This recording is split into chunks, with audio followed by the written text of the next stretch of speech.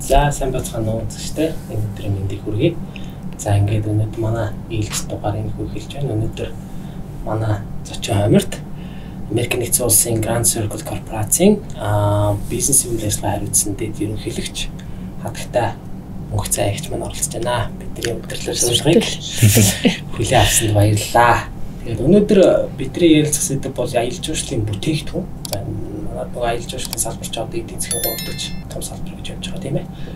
Дуулуурхай, за мал аж ахуйн дараа аялал жуулчлалын салбар гэж явж байгаа. За тэгээд энэ дээр үндэслээд бид бүхэн аялал жуулчлалын бүтээгдэхүүн за ондоошил гэсэн сэдэв дээр илүү ярилцсанаа. Тэгээд ярилцлагын зорилго бол ерөнхийдөө ондоошил гэж яг юу юм бэ? Аялал жуулчлалын арай өөр өнцгөөс сэдвүүлээ бас харах цаг болжээ гэдэг дээр хэдүүлээ өнөөдөр ерөнхийдөө фокуслах юм аа. За тэгээд зочноос эхний асуултыг нэгэнт аяллаа тухай ярьж байгаа юм чи аяллаа бүтээгдэхүүн гэдгээс эхлээд асуултаа хэлсэн дээр яг тэгвэл энэ нэвтрүүлгийг үзэж байгаа хүмүүсээс зарим нэг аялал жуулчлалтай дөнгөж сурж байгаа юм уу ойлголтгүй хүмүүс байгаа учраас яг аялал жуулчлалын бүтээгдэхүүн гэж яг юуг нь хэлээд байдаг ингээд тэндээс эхлээд явбал цэцтэй болох уу гэж бодож байна. За сайн бацгаана уу өнөөдрийн мэнд. Аялал жуулчлалын бүтээгдэхүүн гэхээр нөө сүүлийн үеийн дэлхийн чиг хандлага их өөрчлөгдөж байна. Энэ салбар өөр их хувьсаж өөрчлөгдөж байна л да. Яг хэдэн жилийн өмнө ч юм уу байсан бол одоо үүдийн Монголын говьд ирээд тэмээ унуудлагыг бол аяллаа бүтээгдэхүүн ч гэдэг юм. Нийтээр Монгол улсын тухай ярих юм бол Монголын нөгөө нүүдэлчний соёл иргэншил өөр аялал жуулчлалын бүтээгдэхүүн манай брэнд байсан ч юм уу. Гэхдээ одоо бол тийм болцсон, тийм байха болсон байна л да. Брэнд гэж юу хэлээд аялал жуулчлалын бүтээгдэхүүн гэж юу хэлээд байгаа юм гэхээр нөгөө тухайн таны санал болгож байгаа бараа үйлчилгээний нөгөө хүлээж авж байгаа талд өгж байгаа үнц нь тэр хүний үнэт зүйл таны үнэт зүйл хоёр нийцэж гинүү гэдэг дээр л одоо яригддаг болсон байна л та. Жишээлх юм бол одоо юу гэдгийг Монгол улсыг үнэхээр одоо нүүдэлчний соёл иргэншилтэй гэж хүн зорж ирэхээсээ илүү энэ соёл иргэншилтэй арт түмэн одоо ямар үнэт зүйлтэй арт түмэн дээрээс нь эднийд очсноор одоо ямар үнц нь бий болох юм ч гэдэг юм уу тэр дүрдөө цаа талын хардаг одоо хүн чинь бүтээгдэхүүн зархаа болчоод үнц нь зардаг болсон байна л да. Тэгэхээр тэрлөө бид нар шилжих хэрэгтэй болчиход байгаа. Яг сүүлийн үед нөгөө брэнд гэж бас ярьдаг болоод байгаа шүү дээ. Брэнд гэдэг брендийн талаар ойлголт бас янз бүр байгаад шиг байна л да. Тэгээд брэнд гэдэг нь өөрөө заавал одоо жишээ нь одоо энэ аялал жуулчлалын брэнд гэх юм уу энэ заавал үнэтэй байх хэрэгтэй. Ер нь үнэтэй үед яг ямар байх хэрэгтэй. Одоо яг тусгаалсан одоо Монголыг чиглээд ирж байгаа яг тэр бүтээгдэхүүн одоо тэр үн зүйлийг харъя гэж байгаа хүмүүс маань аялал нь ер нь ямар үнэтэй байх хэрэгтэй бол таны бодол. Тэр мэдээ зах зээл дээр нөгөө байгаа тоглогч нарын өөрсдийнх нь шийдвэрлэлтэй. Тэгвэл Монгол шиг ийм жижигхэн одоо цөөхөн хүн амтай тэгээд аялал жуулчлаланд дөнгөж хөгжиж байгаа ч юм уу ийм салбартай өрөнд одоо ямар зохих юм гэдээ бид нар судалгаа хийх хэрэгтэй л дээ. Одоо жишээлбэл жилд чинь 19 онд манай чи хэдэн өнгөрсөн гэдэг бол 450 мянган хүн гэдэг тий. 470 мянган бас нэг тоон. Тийм. Тэгэхээр тэр 470 мянган хүн яг яагаад Монголд ирсэн? Тэрийг ер нь асуусан газар байна уу тий. Хэлээр орж ирэхэд юм уу эсвэл хэлээр гарахад нь товчхон асуугаад судлаад тий. Та яагаад Монголд ирэх болсон юм? Ирээд таалагдсан юм нь юу байгаа? Таалагдахгүй байгаа юм нь юу байгаа? Ингээд тэрвээ 3 асуулт өрөөнд судалсан байсан бол бид нар яг манайхыг хэн зориод энэ яагаад зориод энэ гэдэг л ойлгомжтой болсон байх. Тий. Тэгэхээр бүтээгдэхүүний хувьд одоо үнэтэй байх уу, үнэгүй байх уу гэдэг бол мэдээж тэр бизнесийн ч юм уу бодлого. Гэхдээ яг нийтлэгээр улс орныхоо тухайд харах юм бол би Монголд бол тоо биш, тий хямдхан аялал биш, массын биш. Тийм аялал жуулчлал зохино гэж хараад байгаа юм л да. Тэгэхээр тэр бол бид нар үнэтэй л байх хэрэгтэй. Жишээлбэл энэ дээр би Бутан орн манайхтай айгу төстэй. Тэгэхээр Бутаны жишээг ярил л да тий. Тэгэхээр Бутан бол жишээлбэл энэ чинь бараг сая хүрэхгүй хүн амтай. Тэгээд яг Монголтой адилхан хүрэхэд тасар хоол өдөр болгон нислэг байдаггүй. Заавал энтгээр юм уу Тайланд дээр юм уу дамжиж явна ч гэдэг юм шууд нислэг цөөхөнтэй олон талаараа манайхтай адилхан соёл нөгөө зан заншлын хувьд ч ихсэн айгу төстэй шүү дээ. Буддын соёлтой тэр нь төвдөөс орж ирсэн болохоор тэгвэл тэднийх үнэтэй ерөөсөө ингээл яагаад Бутан руу аялах ёстой юм бэ гэж гол сайт руу ороод очихоор л тодорхой бичсэн байдаг. Нөгөө аялал жуулчлалын зөвлөл нь гээд манайх бол тийм үнэтэй тэгээ цөөхөн яг манайхыг зорж ирж байгаа тийм үнэтэй аялагчийг бол тарагталж байгаа. Яагаад? та манайд орж ирснээр өдөрт дор хаяж нэг $200-аас $300 аяллаа пакэж авах ёстой. Тэгэхдээ энэ мөнгнөөс чинь өдөр болгон $65 нь манай одоо улсын нөгөө татвар болж орж байгаа. Гэхдээ бид нар энэ татварыг чинь үнц нь болгож байгаа маа. Яагаад ямар үнц нь болгож байгаа юм гэхээр $65 чинь бид нар нэгдүгээрт одоо ядуурлыг бууруулахад зарцуулна, хоёрдугаарт хүмүүсийнхээ боловсрол зарцуулна, гуравдугаарт аялал жуулчлалын дэд бүтцийг бий болгоход зарцуулна. За тэгээд эрүүл мэндэд зарцуулна гэдэг ийм дөрвөн салбарт таны оруулж ирж байгаа аялал жуул тань манайд аялал жуулчилж байгаа мөнгөч бид нар зарцуулж байгаа. Өөрөөр хэлбэл тодорхой байна. Маш тодорхой. Тэгээ хэлчихэр чи хичнээн үнэтэй ч гэсэн Бутан руу явмаар санагдчихж байгаа зү. Яг тэгвэл би мөнгөө зарж байгаа надад мэдээж хэрэг одоо сэтгэл таарсан үйлчлэгээ үзүүлнэгээ амласан байгаа. Нөгөө талдаа миний оруулж байгаа хөрөнгө оруулалт энэ улсын хөгжил цэцэглэлтэр хүн амынхан сайн сайхны төлөө зарцуулагдж байгаа юм байна. Гэ мэдчихэр чи хүн аягүй аз жаргалтай айл шүү. Тэгэхээр тэр менежмент нь Бутан жишээлбэл айгүй мундаг. Тэгэхээр манайд бол тоо хэрэггүй цөөхөн жуулч хэрэгтэй. Тэгтээ энэ бол үнэтэй байна. Таны мөнгийг бид нар ийм юм зарцуулж байгаа гэдэг ингээ маш ойлгомжтой болж байна. Ерөөсөндөө одоо Бутаны таны ярьсан жишээндээс ингээ дүгнээ бодож хат маш цэгцтэй. Тэнд бодлого харагдаад байгаа тийм. Ингээ нэгдсэн тийм. Яг манай жишээ ингээ харахаар тийм юм бас ингээ анзаарахгүй байна л да. Тэгээд тоо гэснээс нэрийн сүүлийн үед бид нар тооны тоо нэлээ ярьдаг болоод доош за 400 сая гэсэн тоо гарч ирлээ 4 сая илхэн 5 сая илхэн сая илхэн тэ одоо янз бүрийн тоо би бас энэ дээр тийм тоо бол тэм чухал биш гэсэн байр суурьтай явдаг юм л та би өөрөө яагаад би тэгж үздэг гэхээр би гэр бүлэрийн баалын арал руу аялж байхад бол тэнд бол яг л нөгөө бас тооны хойноос хөөцөлсөн юм л юм явж байгаа баалын арал дээр тэгээд эцсийн дүндээ нөгөө одоо нөгөө жуулчны урсгал дарагдсан хог аядлаа шийдэж чадгаа болчихсон ийм л дүр зураг баалыгаас харагдаж байгаа. Одоо сибүүдээр бас нэг тийм дүр зураг харагдсан. Тэгэхээр тооны хойноос тоог зөвхөн одоо юу гэдэг тооны үзүүлэлт бол амжилтын үзүүлэлт юм яг дангаараа бол илтгэж чадахгүй байна гэдэг би тийм бодолтой болсон юм л да. Сая таны ярьсан дээр бол одоо манай төрийн бодлого бол одоо нэг хөшөө бариад тэн дээрээ жуулчин татах гад байгаа юм шигээр яваад байна шүү дээ. Одоо тэнд хөшөө барилаа энд нэг байлаа. Тэгээ нэг жилдээ нэг сая гэдэг тоог бол одоо байнга ярьдаг. Тэгэнгүүт ингээд төр хувийн хвшил хоёр одоо хувийн хвшлийнх нь болонгууд бид нар арай ондоо чиглэлээр явах юм байна гэдгийг ойлгоцсон байдаг. Төр нь болонгууд арай нэг битэд ярьсан шиг тооны хойноос яваад байгаа юм шиг юм ажиглагдаад байдаг байхгүй. Тэгэхээр энэ хоёрын ажил үүргийн хуваарлт нь яаж явбал Монгол илүү оновчтой байх юм бол хамгийн түрүүнд эхлээд бодлогоо хамтраа тодорхойлох хэрэгтэй. Урт хугацааны алсын хараа тий. Одоо манайд чинь мэдээж улс орон юм чинь бодлого байгаа гэж бодож байна. Гэхдээ одоо тэрийг нь хинж мэддэг. Тийм нууцын зэрэгтэй ч тийм. Тэгээ яг бас нэг проблем нь юу л дээ нөгөө манай чинь төр солигдол нэг сонгуул бол улс төрийн нам солигдчихгонгууд өмнө ярьжсэн бодлого нь солигдол тийм нэг залгамж халаа байхгүй. Тэрнээсээ болоод нэг юм бодлого нь ерөөсөн аль нь ч мэддэхгүй юм тодорхойгүй болол тэгэл одоо нэг өшөө дурсгалаа барьж эхлэдэг байгаа байхгүй. Тэр чинь бодлогогүй дээрэс нь энэ салбарт байгаа ч юм уу хүмүүсийнхаа саналыг сонсохгүй байгаатай л холбоотой. Жишээлбэл тэр маш одоо хичнээн тэр бүм төгрөгч гэлээ маш том аялал жуулчлалын цогцлуур барих гэж нэгэд ингээ ярьж исэн. Тэр бол өөрөө массын аялал жуулчлал зориулсан бүтээгдэхүүн бүтээл болчиход байгаа хөрөнгө оруулалт. Гэтэл Монгол шиг оронд массын аялал жуулчлал ерөөсөө зохихгүй байхгүй. Монгол бол маш үнэтэй аялал жуулчлалын бүтээгдэхүүн үнэтэй орон байх ёстой. Гэтэл массын аялал жуулчлал зориулаад хөрөнгө оруулалт хийгээд ирэхээр тентхийн ирдэг үг гэхээр массын аялал жуулчлал хямдхан байдаг байхгүй. Тийм үстэй нэг автобус хүнийг ачиж аваачаал буулгаад үзүүлэх гэдэг шүү дээ. Тэр автобусанд сууж байгаа хүн болгон их мөнгө зарахгүй зүгээр л нэг эдгэн төгрөг зараад очиод үзчихээ нэг газрыг очсон гэж ягилчи гэдэг тийм туристүүд классик туристүүд байгаа байхгүй. Гэтэл Монголд аялагч нарыг татах хэвээр аялагч хүн турист хүн хоёр бол өөр шүү дээ.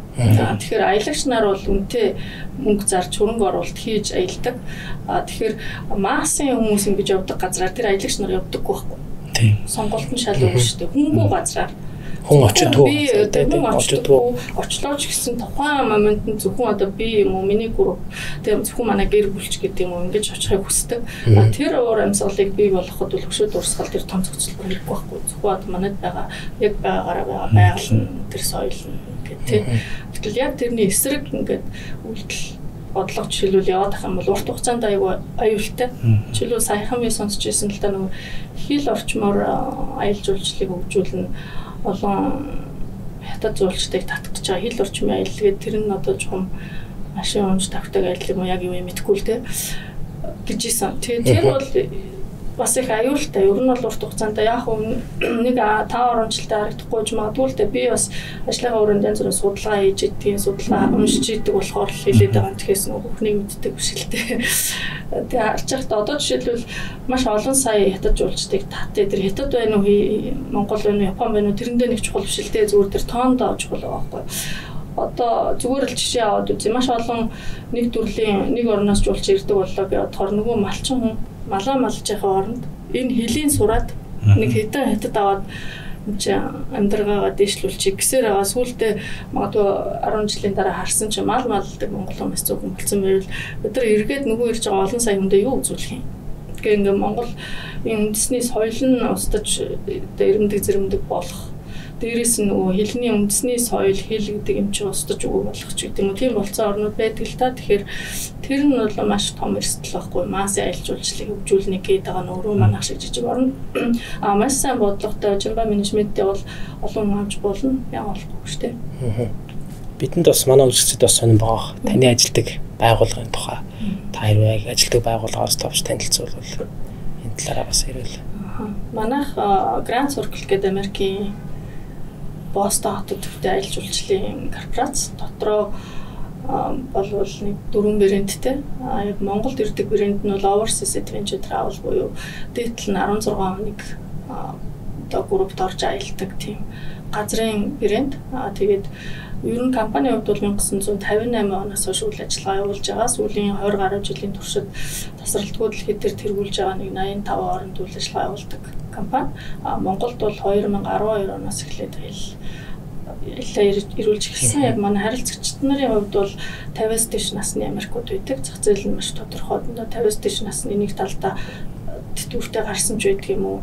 Цагтай мөнгөтэй болсон хүмүүс л гэсэн үг тийм зах зээл үйлчлүүлэгч нартай ажилладаг тийм компани. Та сая ярьлаа шүү дээ. 85 оронд одоо аялал жуулчлал өндөр хөгжиж байгаа. 85 оронд үйл ажиллагаа явуулж байна. Тэгэхээр нэг компани бол одоо юу гэдэг нь үйлчлэг бол бүгд нэг төвшөнд байх хэрэгтэй. Монгол тэгэхээр доогуур байгаа үед Америк тэгэхээр сайн байх юм шүү дээ. Тэгэхээр Монголд ингээд одоо танай компани үйл ажиллагаа явуулахад бусад орнуудтай харьцуулахад одоо давуу тал хэр байна? Сул тал нь юу байна? Энэ дээр таны бодлыг сонсно.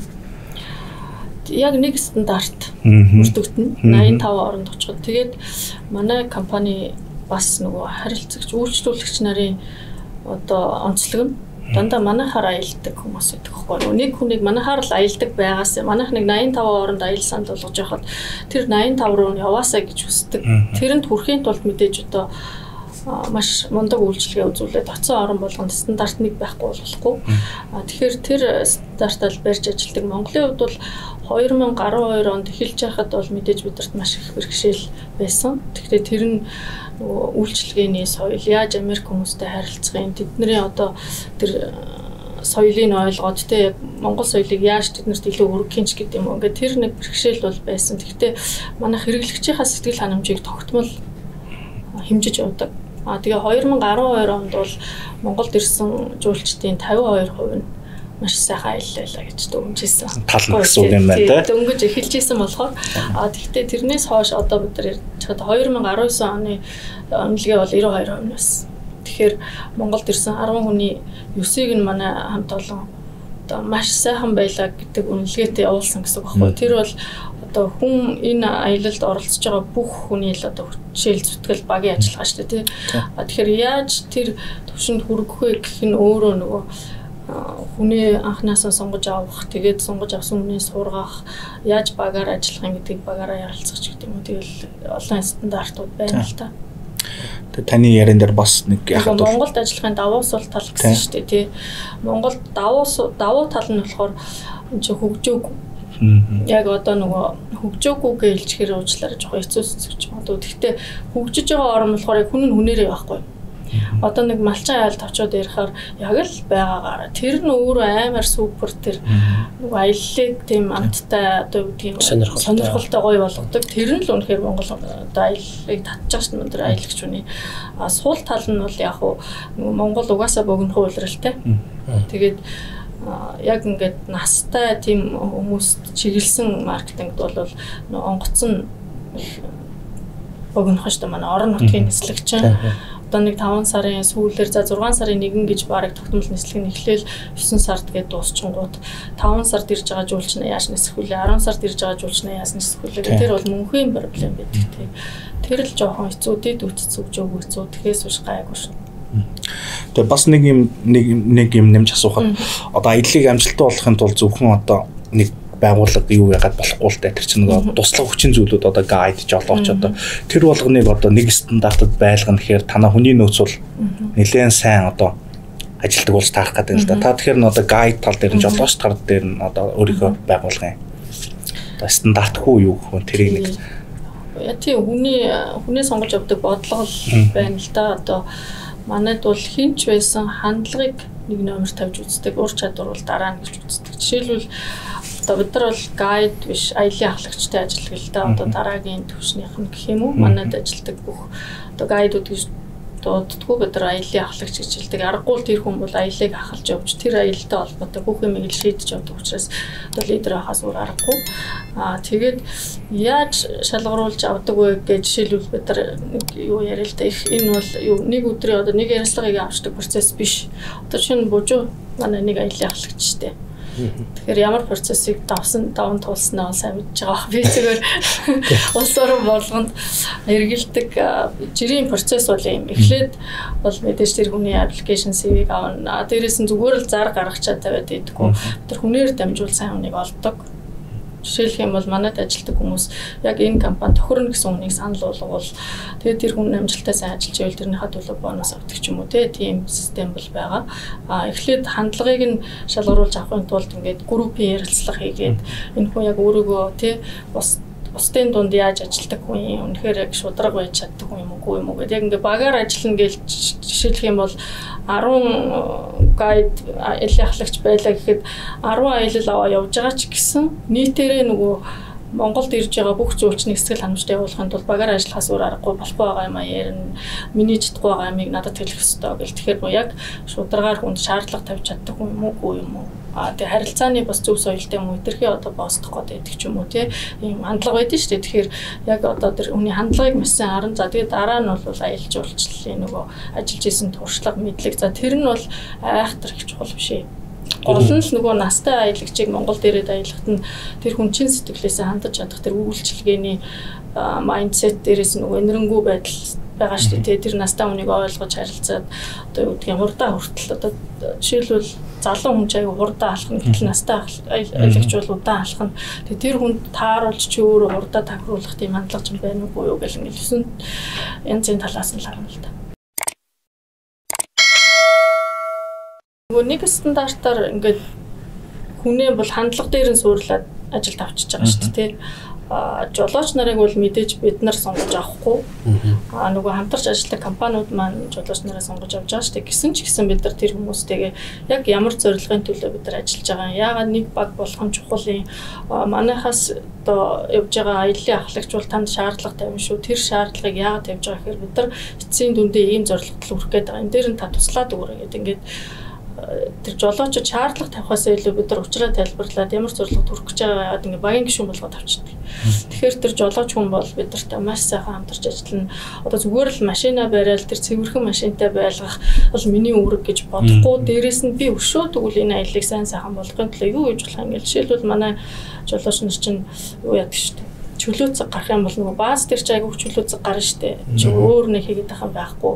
Өдөөс хойш маш ингэ байж байгаа юм бол ялангуяа бороотой өдөр чинь гарч болохгүй өдөр болж байгаа юм бол нөгөө нийтийн бүжиг гэдрээ зааж өгөө гэж хэлнэ. Эсвэл ингээ айгүй сайхан тухайн орон нутагт юу болж байгаа юм. Яг тухайн орон нутагт амьдарч байгаа хүний одоо тий хувьд амьдралын тохиолдоод байгаа асуудал юу юм энэ төр гэл чөлөөтэй ярилцсан. Зүгээр л одоо нэг жолооч ажил хийгээд байдаг бол биш байхгүй. Тэгэхээр яг тэр тухайн хүний хандлага чухал гэхдээ яагаад бид нар баг болох хэрэгтэй юм бэ гэдгийг ойлгуулж байгаа юм бол аюу сайхан гэж цаашаа явчихдээ. Тэгээ ингэсээр хагаад их сони юм ингээд нэг ерөнхий шинж чанар ч юм үүссэн мэт. Жишээлбэл хаанч явж исэн манай компанид ажилладаг хүн байна гэдгийг шууд хараал таньдаг. Тэр ярьж байгаа байдал, ярьж байгаа ярианыхан тэр контент, тэр систем байгаа тэр нэг юм бүтэц ашиглаж байгаа тэр байдал нь яг ингээд энэ манад ажиллаж исэн хүн байна гэж шууд харагдав. Та нар тэгвэл одоо нэг стандарт бий болгоод тэнд нь одоо хүрсэн хүн бол ингээл хаанаас нь чарсан мэддэг юм шүү дээ. Хаанаас нь чарсан мэддэг. Би юунд Перуд явж байгаа л Мачу Пичуд нэг зочид буудлын хажуугаар өнгөрч явж байгаад тэнд нэг хүмүүсээ тайлбар хийгээд зогсож ирсэн нэг гайдыг харчихсан нэг залуу. Тэгсэн чинь бүр ингээ яг манай хүн байгаа байхгүй. Тэгээ очиод чи үетэд ажилтгүй гэсч тий ингээ тэгж байгаа.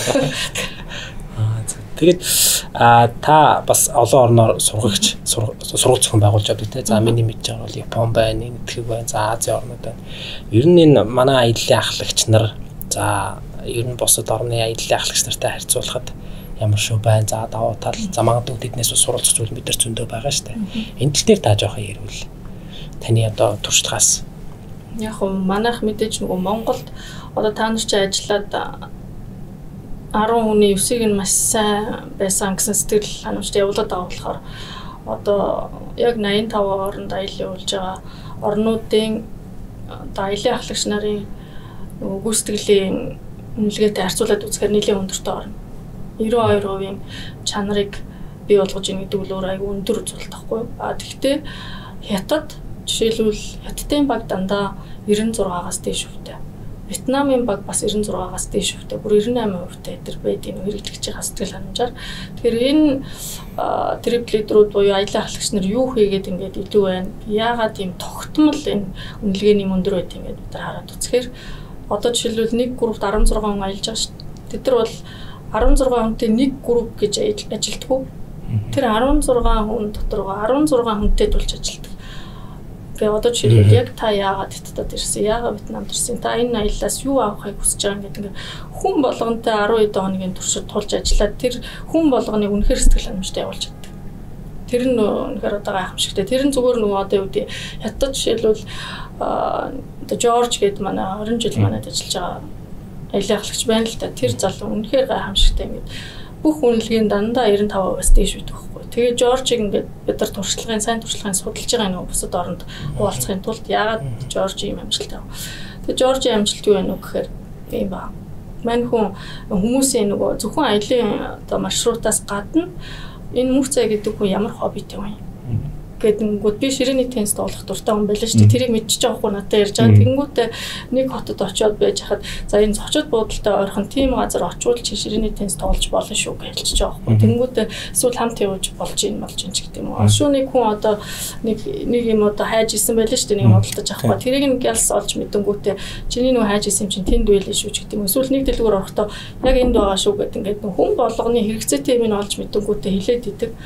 Тэгээ тэрийг хийлгээд идэг. Тэгэхээр би Хятад аялах гээд явж байхдаа өөрийнхөө хоббиг ч гэсэн бас хамт аваа явж ийн гэж төсөөлөг байхгүй. Гэтэл нөгөө төсөөснөөс илүү өгч байгаа. Тэгээ тэр нь өөрөө тэр хүний бүр ингээд нөгөө ажлын хэв маяг байхгүй тий. Тэгэхээр тэр нь тэр хүнийг маш их амжилттай болгох. Тэгэхээр манай Монгол аялал ахлагч нар хөтөч нар бас тэр ур чадварыг тэр бол ур чадвар гэхээс илүү үнэ сэтгэл юм да. Хандлага тий. Мэдрэмж бас их чухал тий. Ер нь мэдрэмж бол энэ ажлыг хийхэд айгүй хэцүү л дээ. Мэдрэмж гэдэг юм маш чухал байдаг те. За эргээд хэдүүлээ сэдвээсээ жоохон өөрчлөлт гараад одоо нөгөө таны ондоошл гэдэг яриа анхааралд нэлээд татж байгаа юм л да. За одоо өнөөдөр бид нэг Монгол гэхээр л говь те эсвэл одоо Чингис хаан гэж ярьдаг. За бид нар одоо энэ ондоошл гэдэг маань таны харуул яг юу хэлээд байгаа юм бэ? Биднийг юу руу зорих хэрэгтэй юм болоо?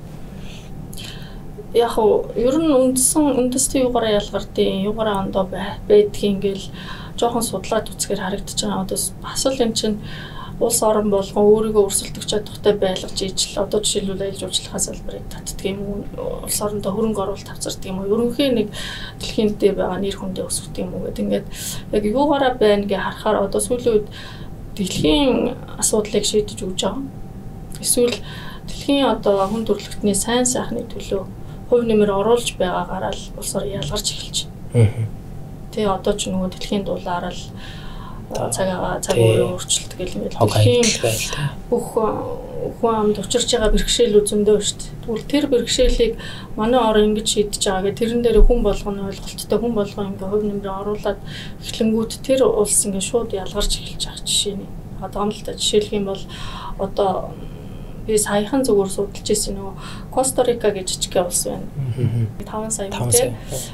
Тэгтээ хамгийн Аз нөгөө одоо дэлхийд дээр чинь улс орнуудыг бас үнэлээд байгаа нэг үнэлэмж чинь Аз жаргалын индекс болчиход байгаа шүү дээ. Амьдралын орлого гэхээсээ бас тусдаа тий Аз жаргал. Коста-Рика 2019 оны судалгаагаар дэлхийн хамгийн Аз жаргалтай ард түмэн номер 1 болсон байна. Тэгээд тэр улс яагаад хүмүүс нь Аз жаргалтай байгаад байгаа юм? Юугаараа юу нь ялгараад байгаа юм? Яагаад Коста-Рика руу хүмүүс явна гэдэг юм гэдгсэн чинь бид нар ерөөсөө юм дэлхийн дулаар л нэг хүлэмжийн хийг бууруулахад 2021 оны төгсгөл гэхэд манайхын орон даяараа хүлэмжийн хийг тэглэсэн орн болно.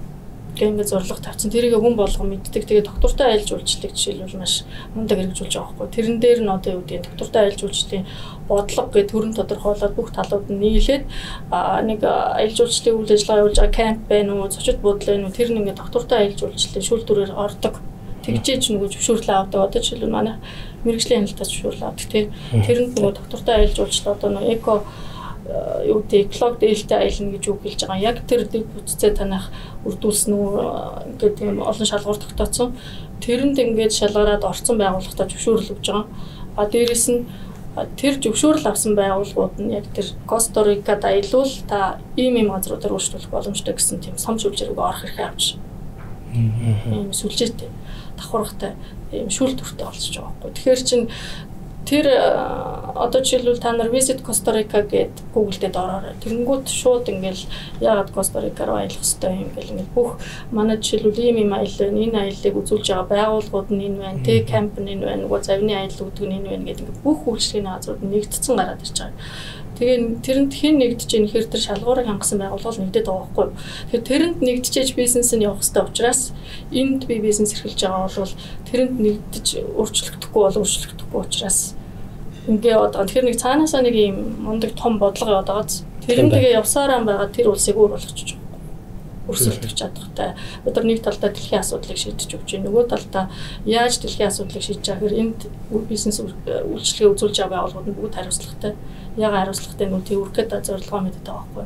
Дээрээс нь нөгөө үндэсний ондоошил гэхээр бид нар нөгөө энийг зүгээр л төрийн бодлого гэж нэг хэсэг нь ойлгодог тий. Үгүй бол тэнд бизнес эрхэлж байгаа байгууллагуудын одоо үзүүлж байгаа чанартай үйлчлэгч гэдэг юм ингээд нэг салгаж ойлгоод байгаа. Гэтэл үндэсний ондоошил болохоор ерөөсөө юм цогт одоо хаанаас бүрдээд байна гэхээр мэдээж төрийн бодлого засаглал тий. Засаглалын хэлбэр нь хоёрдугаарт нь тэр бизнес эрхэлж байгаа байгууллагуудын одоо бүр гадаадд гаргаж байгаа экспортын үйлчлэгээ нь барааны чанар нь тий дотоод татж байгаа хөрөнгө оруулалт одоо хөрөнгө оруулалтын гэрээ хийжлээ тэр гэрээг хэр зэрэг барьж чаддаг ард түмэн гэдэг нь бас бидний ондоошлыг бий болгож байгаа хгүй хэр найдвартай ард түмэн гэдэг нь дээрэс нь тэр улсын иргэд өөрсдөө иргэд нь болохоор одоо жишээлбэл Монгол яаж ондоо байх юм гэхээр дотоодод ирж байгаа гадны аялагч жуулчлагч нарыг бид нар айгуу сайхан хүлээж аваад нөгөө аюулгүй орон гэл ингэж агсаацсан мэт шүү дээ. Аялахад аюулгүй орон гэдэг жишээлбэл Монгол орчих юм бол тэр бол нөгөө дотооддоо байгаа иргэдийнх нь гүйцэтгэж байгаа үүрэг байхгүй. Тэр жуулчтанд тэ найртай аюулгүй хандаж чадчихээн. Нөгөө талдаа Монголын гадаа хэлийн гадна явж байгаа хүний бие авч явж байгаа байдал тэр соёл нь тухайн улсын ондоошлыг бий болгож байгаа. Одоо жишээлбэл ихэнх оронд манайч айгу нэр хүнд мөтэй байгаа шүү. Монголчууд тулгай байдаг. Тий айгу сонсдог тий евро яадаг тийм ингээд. Тэр өөрөө нөгөө Монгол улсын нэр хүндийг бий болгоод байгаа байхгүй. Тэр өөрөө Монгол улсын ондоошил бидний ондоошил эерэг байх хэвээр. Би бас нэг юм нэвтрүүлэг үзчихсэн л та нөгөө гадаад байж хахад манай хэдтэнд цуг ажиллаж исэн хүмүүс сууж. Монголч нь юу юм бэ? Ямар одоо дэглэмт одоо юутэй статус юм уу тийм асууж яасан гэсэн чинь тэд нэг баримтат киноцэг нэ. Тэсний энэ дээр юу гарсан гэсэн чинь өөрсдөө ингээд ной нацистууд гэдээ нэрлэлсэн Гитлерийн ингээд ийм хас мас зүүцсэн. Тэгээ бүр ингээд удирдаг шүү дээ. Фюрер нэг мэдлж जैन гэдэг. Тэгээ чи нэг үз гэдэг бүр линктэй. Гэсэн чинь нэрэл байдаг Монгол. Бид нар ингээд хараад тасцсан. Бүр яг юм хас тамдаг хас зүүцсэн нөхдүүд ингэж мэдлж байгаа тийм нэвтрүүлэг нэг нөхөр очиод хийгээ явцсан. Энэ болгоод нэг хилээгүй юм шиг байгаа. Би ингээд та нарын зургийг авчихсан. Нөгөө хэд айгуу гоё харагдаж байгаа ойлгоцсон чинь буцаа тэр мессеж нь гадаад очингуудаа бүр амар сонир сэтгэл төрүүлж байгаа байхгүй. Хаавсан Азийн Монголд ингээд бүр ийм хитэн залуучууд ингээд яваад байдаг.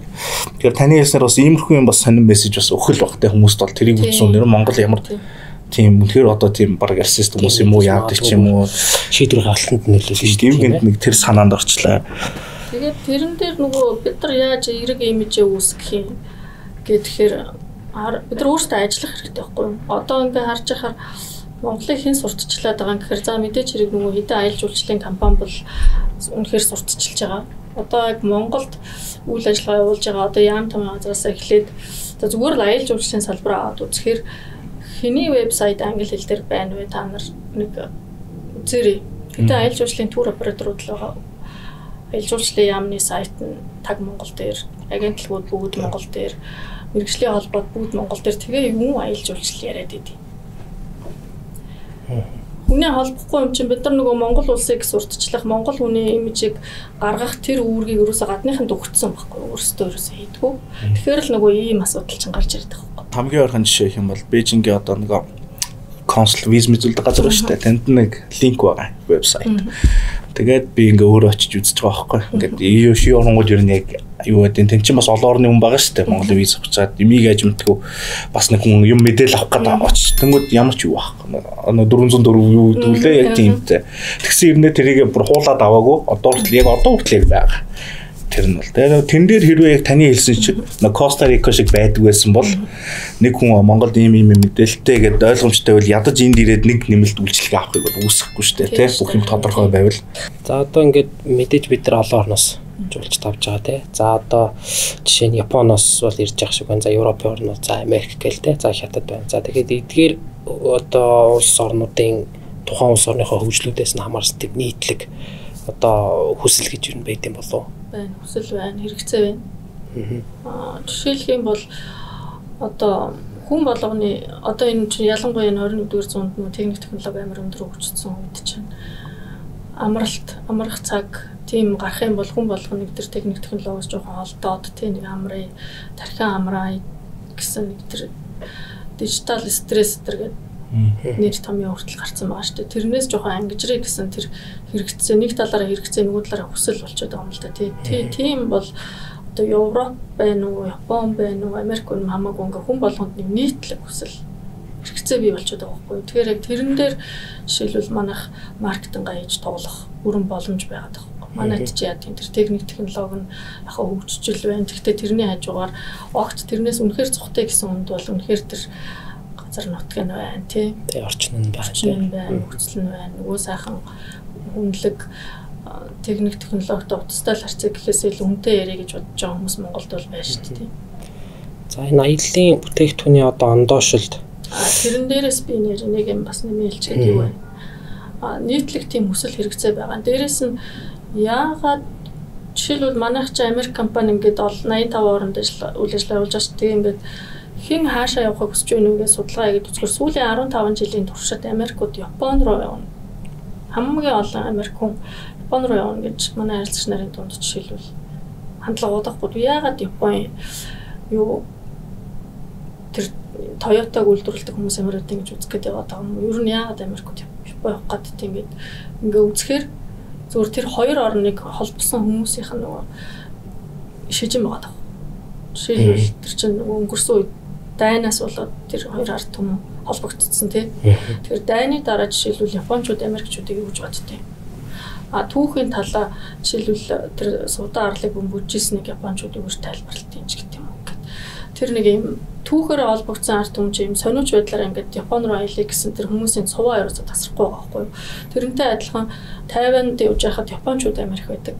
Тайван руу жишээлбэл Япончууд Америк явдаг. Яагаад Япончууд Тайван руу явах гэдэг юм гэхээр бас л нөгөө адилхан дайны үед тэнд очиж Япончууд чинь нөгөө империалист Япон гэж байхтай бол айгүй хөцөөсөн байдаг шүү дээ. Тэгэхээр тэрийг бас өнөө үед нэг талдаа одоо юм илэрхийлдэг ч юм уу, уучлах ч юм уу, хүнийх нь нэг сэтгэл зүй байд юм л та. Тэгээ ингээд тухайн оронтой холбогдсон шижмээрэл хүмүүс жуулчлаад байгаа харагдаад байгаад байгаа юм. Монголд ирсэн хүнийг ч гэсэн асуухаар та яагаад Монголд ирэх болсон ингээ асуухаар Америкууд гэдэг шүү дээ. Дээр үед яг би оюутан байхдаа Монголын тухай судалж ирсэн ч гэдэг юм уу. Эсвэл хүүхэд нь хэдэн жилийн өмнө Монголд ирээд буцсан ч гэдэг юм уу. Заавал нэг Монголтой холбогдох шижин байж ижил тэр хүн ирж байгаа болохоос биш зурагтаар харж ангуудаа ирч нэрээс нь юм байна гэдэг шийдвэр гаргалт нь бол маш бага хувьтай байгаа. Тэгэхээр Монгол яаж тэр шижмийг илүү бий болгох юм те. Дэлхийн хүмүүст яаж өөрийгөө таниулах юм гэхээр нэг юм Монголд ирж байгаа хүмүүсийг л их сэтгэл хангалуун буцааж иж те амд амьдсан яриа гарч юм уу тэгжээж нэг юм дэлхийд их шижим үүсгэх хэрэгтэй санагдаад байгаа. Тэгэхээр тэр шижим үүсгэхийн тулд нэг бүтээгдэхүүн байх юм уу үйлчилгээ байх юм уу нэг л тийм нэгдсэн бодлого л хэрэгтэй. За энэ одоо ондоошилт яг таны ярьж байгаа дээр нэмээд хэлгээд санал нэг байна. Ягаад тэгэхээр яг ингээд одоо ирж байгаа жууштаас асуухад бол ерөөсөө одоо юу гэдгийг Discovery Channel үзээч гэдэг юм уу, National Geographic үзээч гэдэг юм уу, боршоор хараад Монголыг сонгоцсон гэж юу намаас нь гардгүй юм л та. Ер нь юу гэж гардгүй вэ? Манайнаас тэдэн жилийн өмнө аялсан, стогоо яйлвсэн. Эсвэл одоо манай одоо найзын хүүхэд ч юм уу энд ингээд сайн дөрөв үйл ажиллагаанд оролцоод явжсэн. Тэгээд Монголын тухай хайгүйх ярьдаг гэсэн болохоор би сонирхоод ингээд энд ирэхээр шийдсэн юм аа. Олон жил төрүүлж байгаад одоо ирлээч гэдэг юм уу тийм их юмэрээ явагддаг л та. Тэгээд төрөний ондоош одоо энэ дээр ярихад бид ер нь одоо нэг боловсруучны ер нь яаж зориулж бэлдэх хэрэгтэй юм болоо. Одоо ингээд одоо баднаач нь аялал жуулчлалын одоо менежмент гэх ангууд байдаг те. Тэгэл одоо хувийн сургуулиуд ч бас тийм ангитай. За улсын сургууль ч бас тийм ангитай. За байгалийн аялал жуулчлал гэх ангууд байдаг. Ер нь боловсруучны тал дээр энэ дээр одоо яаж бэлтгэх хэрэгтэй юм болоо. Их л юу харагдаад байгаа юм л да. Бэлтгэх хэрэгтэй юм шиг надад санагдаад байгаа юм л да. Хэл усны хувьд за бас нэг хүнтэй харилцах чадварч гэдэг юм уу. Тий одоо ер нь хэлний бодлого аягүй сайн барьмаар юм шиг байна. Миний хувьд бол одоо англи хэл сурсны нэг надад өгсөн монгол хүний хувьд өгсөн өгөөж гэх юм бол монголоо бүр илүү хайрладаг болсон байна. Одоо ингээ ажиглаад тахаар гадагшаа явж исэн тэгээ хэлтэй хүмүүс бол хог жишээлбэл хайдаггүй байхгүй. Тэгэхээр гадаад хэлийг өөрөө сурах нь бүр үндэсний хэмжээнд тэр нэг юм төлөвшлийг бий болгох те соёлтой байх гэдэг тэр аягүй ач холбогдолтой. Дээрээс нь аялал жуулчлалын хүн бол өөрөө тэртээ хэлтэй л үжиж жуулчлалд ажиллана шүү дээ. Гэтэл одоо өнгөрсөнд юу болж исэн гэхээр жишээлбэл аялал жуулчлалын эдийн засгаар төгссөн миний дүү байна л да. Гэхдээ тэр сургууль нь хэл заадаггүй.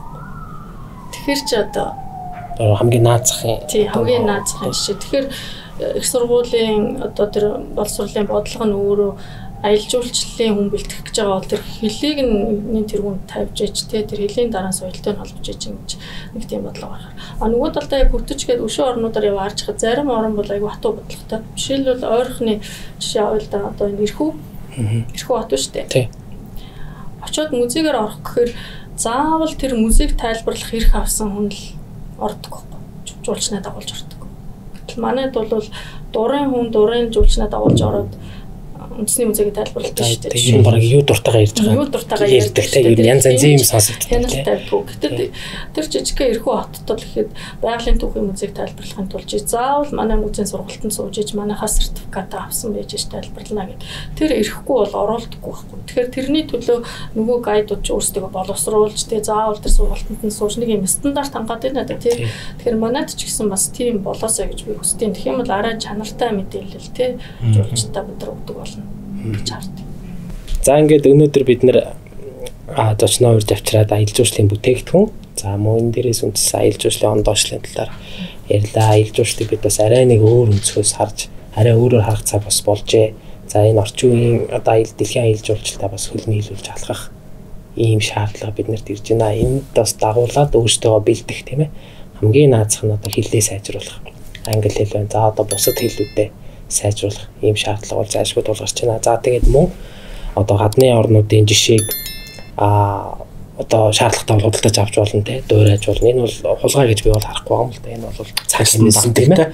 Цаг хэмнэлсэн. Заавал одоо өөрсдөө тэр алдаа болгоныг туучж хийж юмд хүрэх биш. Илүү одоо хугацаа хэмнээд цаг хожоод ингээд урагшаа явах юм боломж байна гэж харж байна. Хамгийн гол нь зохион байгуулалт гэдэг нь аягүй чухал байт юм байна.